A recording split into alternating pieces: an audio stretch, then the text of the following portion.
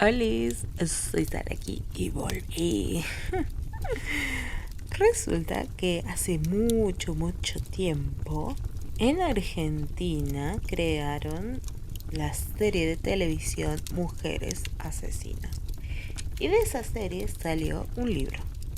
Así que voy a leer casos reales de asesinas reales.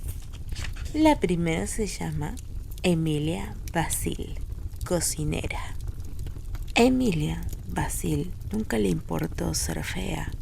Sus problemas familiares y económicos la llevaron a concentrarse más en la supervivencia que en la felicidad. Había nacido en el Líbano en 1911. En los años 40 y por motivos insondables llegó a la Argentina en un carguero desvencijado y con olor a podrido. Estaba sola, estaba aburrida de tanto viaje, estaba desesperanzada. Se instaló en Buenos Aires, en una pensión cercana al puerto. Tenía un par de direcciones de libaneses que estaban viviendo en la ciudad, pero nunca los buscó. Tampoco los conocía. La dueña de la pensión, Dora Ramos, fue quien le enseñó las primeras palabras en español. Emilia le pagaba, pero además le ayudaba en la limpieza y sobre todo en la cocina. No lo hacía por afecto hacia Dora, sino por puro cálculo. Sabía que era necesario caerle bien a esa mujer, de la que en parte dependía su futuro. La posadera era una mujer acostumbrada a recibir inmigrantes y tenía, además, la manía de comer. Siempre que aparecía un extranjero, le pedía que preparase platos de su tierra. Yo soy reencarnación de la Dora. Yo. La comida libanesa resultó ser una de sus preferidas y Emilia, por ser la cocinera, logró por primera vez en su vida sentirse aceptada. Poco tiempo después, Emilia consiguió empleo en un frigorífico. Le dijeron que era trabajo para un hombre, pero la pondrían a prueba, como un gesto de amistad hacia la dueña de la pensión, que ya le había advertido acerca de la excepcional fortaleza física de la libanesa. En ese frigorífico de la zona de Barracas, Emilia consiguió su primer amante local, un español bajito y transpirado que hacía lo mismo que ella, cortar las reses en trozos. La relación era clandestina.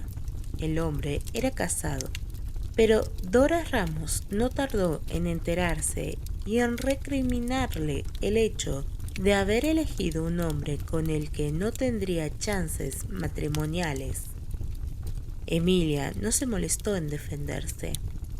Es lo que hay, dijo.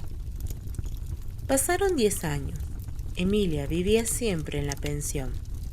Siempre cocinaba empanadas y guisos árabes. Seguía trabajando en el frigorífico. ¿Y acaso tenía otros amantes?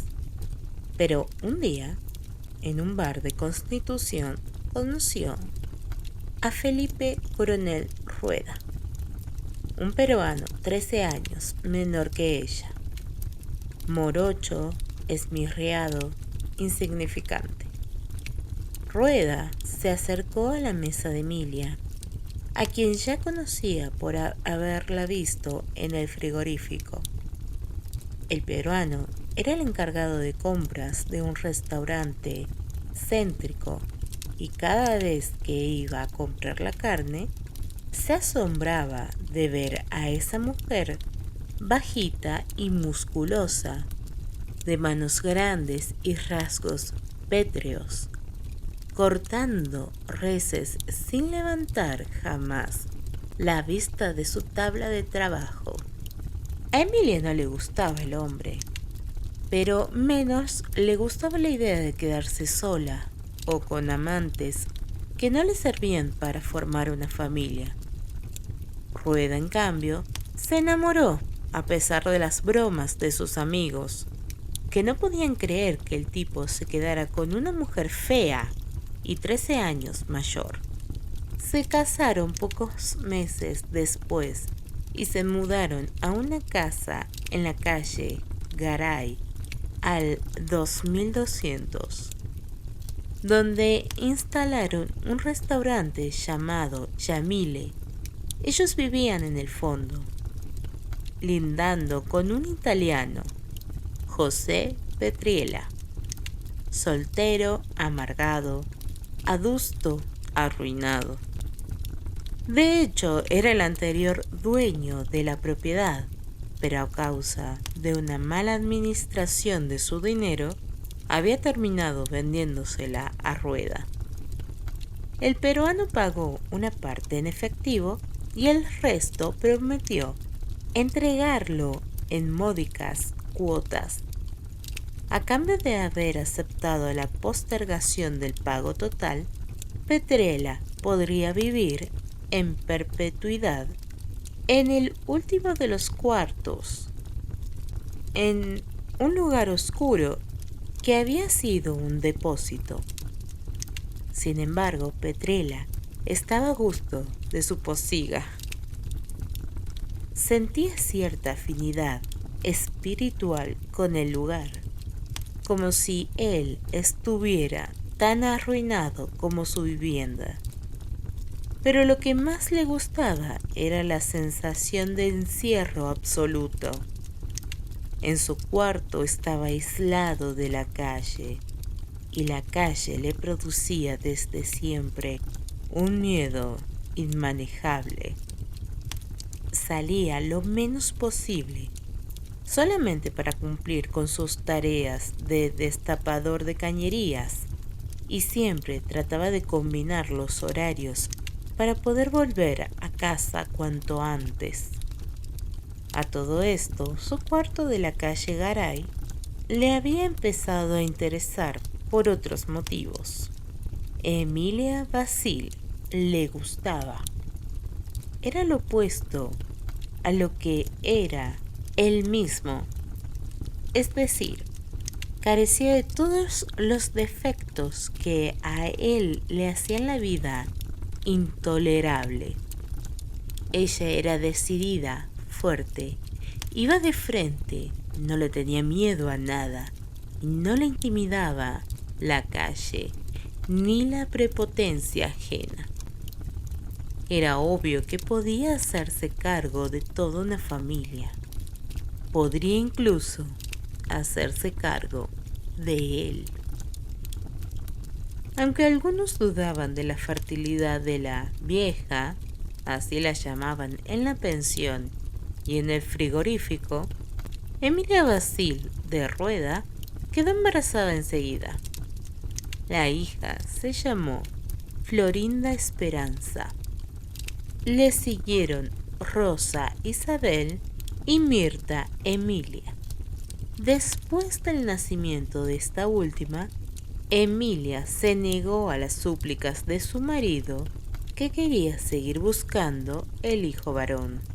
Argumentó el advenimiento de la menopausia, con lo que además justificó su carácter tremendo. Emilia cocinaba en el Yamile, limpiaba la casa, cuidaba a sus hijas, sin el menor asomo de afecto maternal, y a su marido sin ningún gesto de cariño. Pero por sobre todas las cosas se aburría. Cada mañana hacía las compras en el mismo almacén. Caminaba por las mismas veredas y al volver miraba desde lejos su casa y el frente del restaurante, coronado por un cartel que ella odiaba especialmente. Manténgase en forma. Tome aperitivo sin ar. Emilia se preguntaba cada vez ¿para qué tendría uno que mantenerse en forma si la vida no tenía mayor sentido ni para ella, ni, por lo que veía a su alrededor, para nadie? Como se sabe, el aburrimiento puede ser causa de grandes errores. Y Emilia cometió uno. Inició un amantazgo peligroso con el italiano Petriella. ¿Le gustó a Petriella? ¿Le hacía sentir bien? ¿Se entretenía al menos cuando estaba con él en el cuarto del fondo? Nada de eso. Jamás hubiera entablado una relación con él si no hubiese tenido el adicional del factor riesgo. Lo que la entusiasmaba era justamente que Petriella viviera en su casa. Lo mejor era acostarse con el tipo a pocos metros de donde su marido hacía las cuentas. Las interminables cuentas que daban testimonio de lo precario de la economía doméstica y de la incapacidad crónica de Rueda para los negocios, porque el restaurante no funcionaba como Rueda imaginó, aunque ella sí había previsto su catástrofe. Rueda, mal que mal, se había enamorado de su mujer oriental, de su familia nueva, de sus hijas, de la idea de un emprendimiento que lo haría, si no rico, por lo menos autosuficiente. Emilia, en cambio, tenía la frialdad de la mujer casada sin amor y sin esperanzas. Acá son todos pobres. El restaurante no va a caminar, había dicho desde el vamos. Lo cierto es que el fracaso gastronómico impidió que Rueda pudiera pagar las cuotas que debía. Y fue ese detalle, además del aburrimiento, lo que acercó a la libanesa y el italiano. Emilia le dijo a su marido, de mala manera, que ella hablaría y se disculparía con Petriella por el retraso de los pagos convenidos. Lo había visto durante años espiándola a través de la ventana de la cocina, mientras ella martillaba la carne para hacer milanesas o mientras lavaba las ollas y los platos. Cuando se hicieron amantes, Emilia ya tenía el pelo gris y ralo, recogido en un rodete en la nuca. Usaba anteojos con aumento y marcos gruesos de carey, pantuflas, vestidos tipo bata con abotonadura delantera y sacos tejidos en colores oscuros. Su fealdad primaria se había acentuado de forma notable. Estaba arrugada. Un rictus amargo le bajaba por la comisura de los labios y sufría de varices y de una hinchazón crónica en los tobillos. A pesar de todo, el italiano veía en Emilia una mujer potable, que cocinaba bien y sabía llevar su casa. Una mujerona como cualquiera de las tantas que recordaba de Italia. La relación la empezó él, pero la estrategia la armó ella. Fue de lo más sencilla. Le golpeó la puerta a las 12:30 de la noche. Alarmado, Petri le abrió pensando que alguien de su familia había muerto y llegaban a darle la noticia. Pero la encontró Emilia, vestida y con un delantal entre las manos, que le dijo si podía pasar porque no podía dormir. Le anunció a su vez que su marido había tenido que visitar a un hermano enfermo y que no volvería hasta el día siguiente. Petriela empezó a sacar cálculos frenéticos. ¿Estaría ella insinuándole que quería estar con él? ¿O sería que de verdad no podía dormir? ¿Podría él intentar llevarla a la cama? ¿O ella lo denunciaría ante su esposo? ¿O acaso ante la misma policía? De un solo vistazo, ella se dio cuenta de las dudas del italiano. Supo que tendría que ser más clara. Entonces dejó la silla donde se había instalado y se sentó junto a él en la cama. Con sus manos ásperas le tocó la cabeza, avergonzada de su propio gesto de ternura. Recién entonces Petriela entendió. El vínculo entre los dos quedó rápidamente establecido.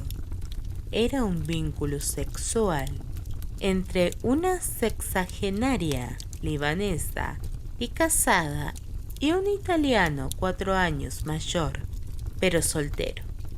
A Emilia la relación le significó varios logros.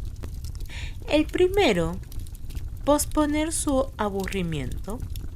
También era importante que el italiano no insistiera en cobrar su deuda e incluso le prestara más dinero. Y por último, pero no por eso menos importante, el italiano le hacía ver que su edad y su fealdad no eran obstáculos para conseguir un amante. Ella también, ¿por qué no?, tenía su costado vanidoso. Pero si algo no tenía Emilia era paciencia, menos para sostener situaciones que no le interesaban.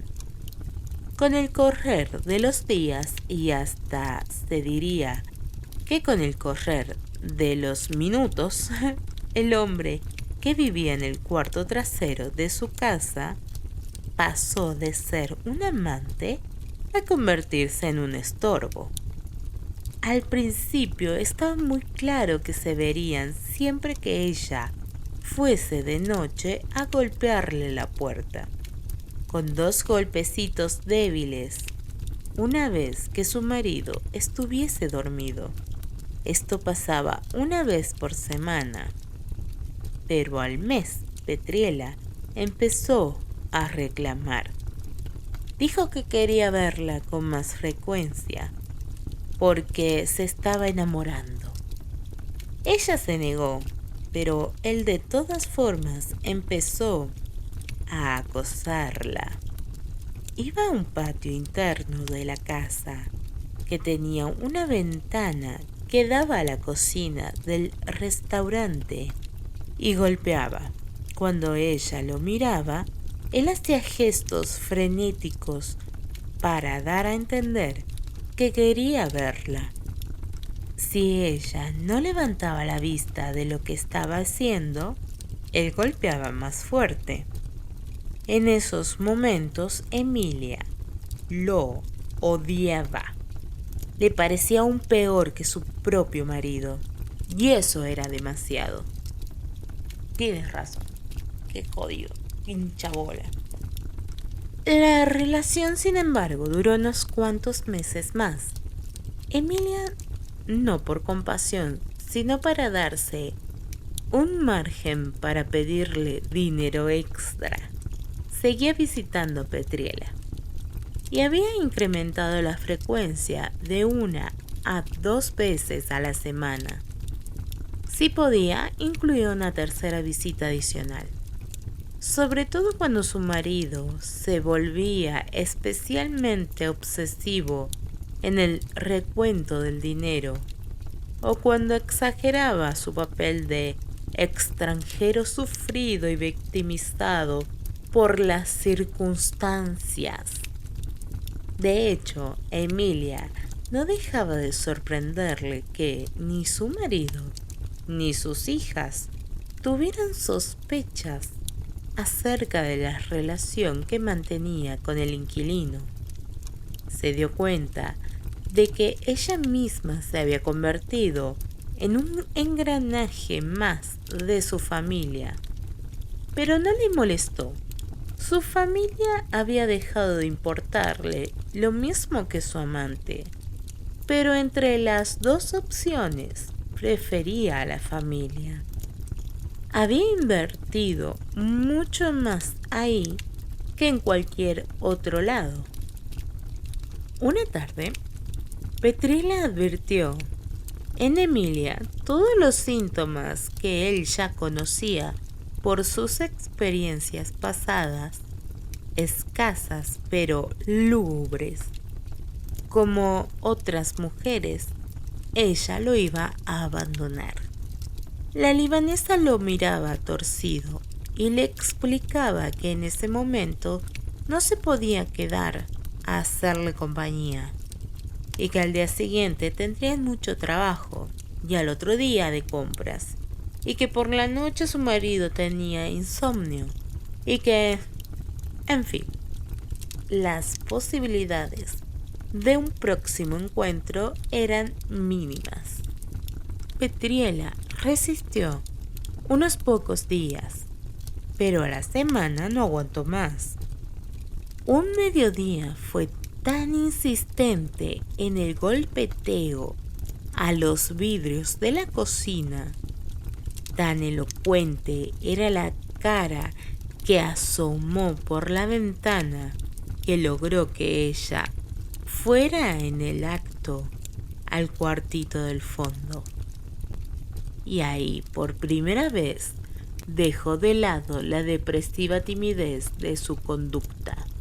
La conminó a seguir adelante con la relación bajo amenaza de pedirle al marido el dinero que le adeudaba y además detallarle la índole de la relación que mantenían.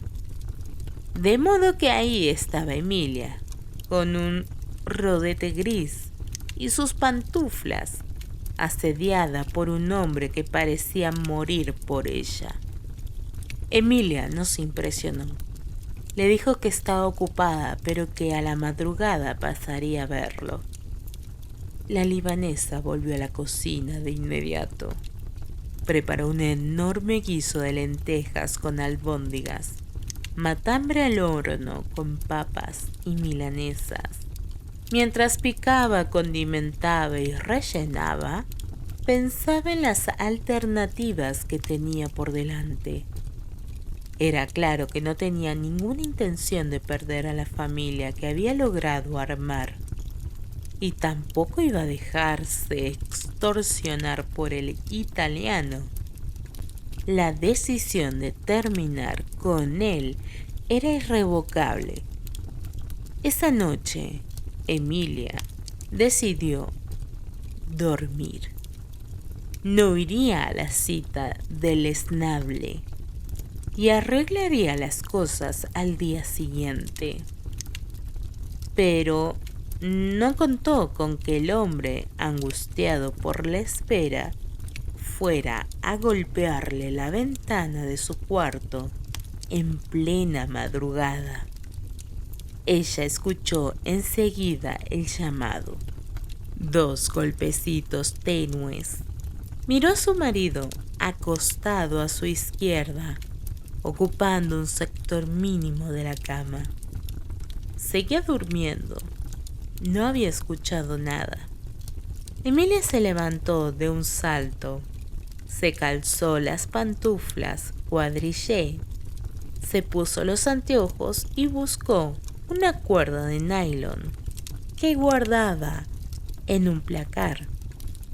A todo lo que da fue a la pieza del italiano.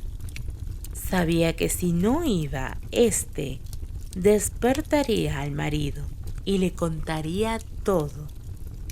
Pero también sabía que si cedía terreno, Petriela impondría condiciones y ella tendría que obedecerle o soportar las consecuencias. Se dio cuenta de que estaba en sus manos, pero no podía tolerar estar en las manos de nadie. Nunca se sabrá si ella decidió ahorcar a Petriela la noche misma en la que él golpeó su ventana por última vez, o si lo había decidido la tarde anterior, cuando él amenazó con contarle la historia a su marido. Lo que sí es seguro que cuando buscó y encontró la soga, ya había decidido el destino de Petriela. Así que fue al cuarto del fondo y entró por la puerta semiabierta. Se acercó a Petriela que, acaso sí, por un instante tuvo la ilusión de que su amada le tendía los brazos al cuello para abrazarlo. Pero lo que Emilia hizo fue estrangularlo con la cuerda de nylon. El italiano ofreció alguna resistencia, pero no fue suficiente. El factor sorpresa había sido decisivo. Emilia, con la mirada tan fija en el cuello de su amante, como en su momento la tuviera sobre las reses que cortaba en el frigorífico, lo mató enseguida. Cuando estuvo segura del crimen, acomodó el cuerpo bajo la cama y volvió a su cuarto. Hacía calor. Era el 24 de marzo de 1973. Emilia Basile se quitó las pantuflas y se metió en la cama con su legítimo esposo.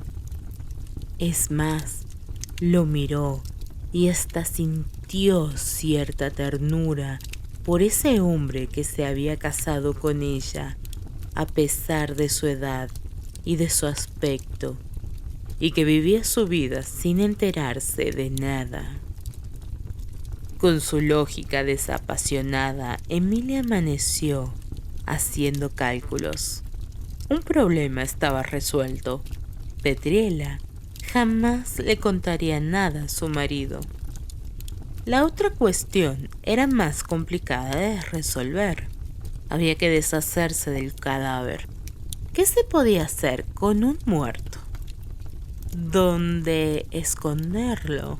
¿Dónde tirarlo? Estaba claro que no podría arrastrarlo y sacarlo de la casa. Seguramente alguien la vería. El italiano entonces tendría que seguir ahí. Pero no podía enterrarlo. No tenía jardín.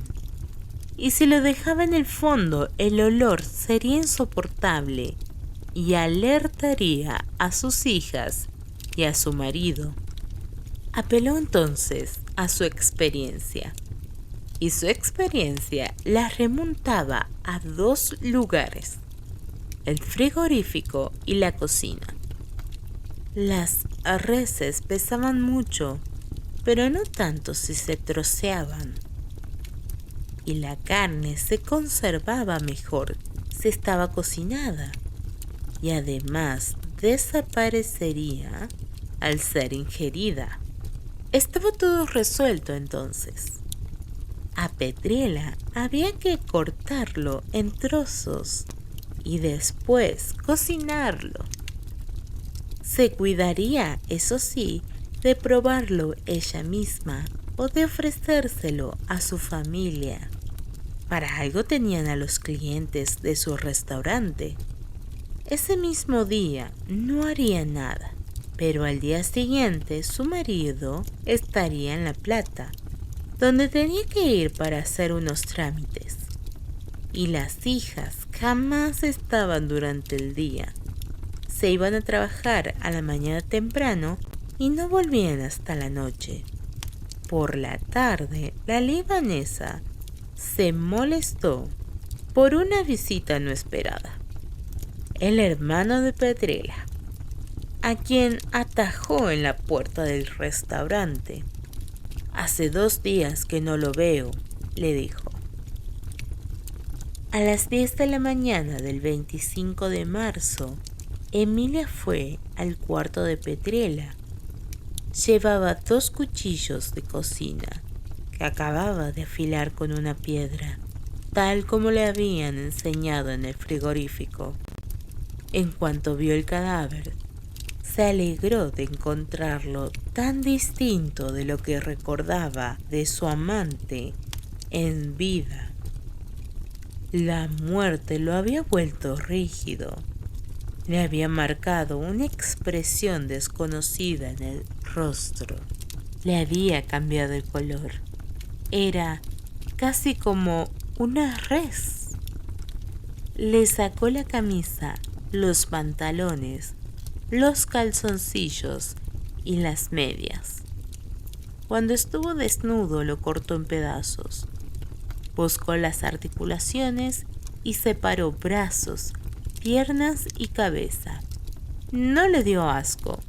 Se concentró en hacer las cosas bien, como si estuviera trabajando.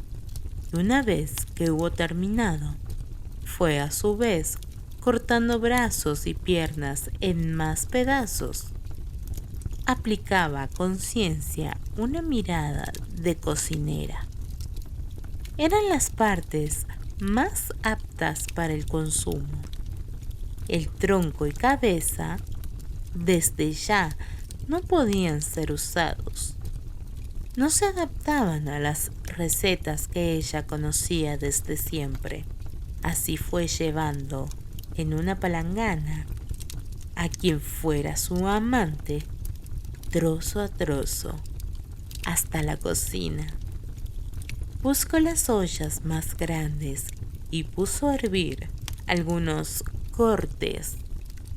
En unas fuentes para horno puso a asar otros. No se olvidó de condimentar todo.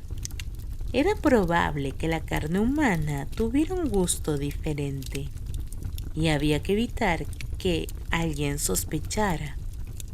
Con la carne hervida hizo un guiso y empanadas árabes. Con la carne asada, un salpicón que llenó de mayonesa y huevo duro picado. Cuando todo eso estuvo listo, volvió al cuarto del italiano y encajó el torso en un cajón de manzanas que sacó a la calle con cierta dificultad. Arriba del torso había puesto cáscaras de fruta y diarios viejos. En cuanto a la cabeza, la dejaría en hervor hasta que decidiera qué hacer con ella. Por alguna razón, no quería sacarla como si fuera basura, tal como lo hizo con el torso. Pensó que la cabeza sería fácilmente reconocible, que la cabeza tenía rostro, que la cabeza tenía ojos. Esa noche, acaso por un gesto de cariño tardío, Emilia preparó pasta, lo cual sorprendió a la familia.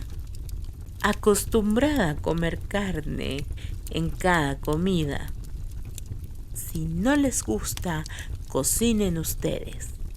Esto es lo que hay, les gritó Emilia, haciendo alarde de un ánimo sombrío. 3 días más tarde, una vecina entabló una charla de barrio con Rosa Isabel, la hija del medio del matrimonio Rueda. Le hizo advertir que había un cajón de manzanas con basura que despedía un alarmante olor a podrido y le sugirió llamar a la policía. «Che, ¿no habrá algo raro ahí adentro?». Rosa Isabel, con la excitación de sus 17 años, llamó. Cuando llegó la policía encontró el torso de Petriela. Emilia no había tenido en cuenta un detalle muy porteño. Los basureros jamás levantan un bulto que pese demasiado.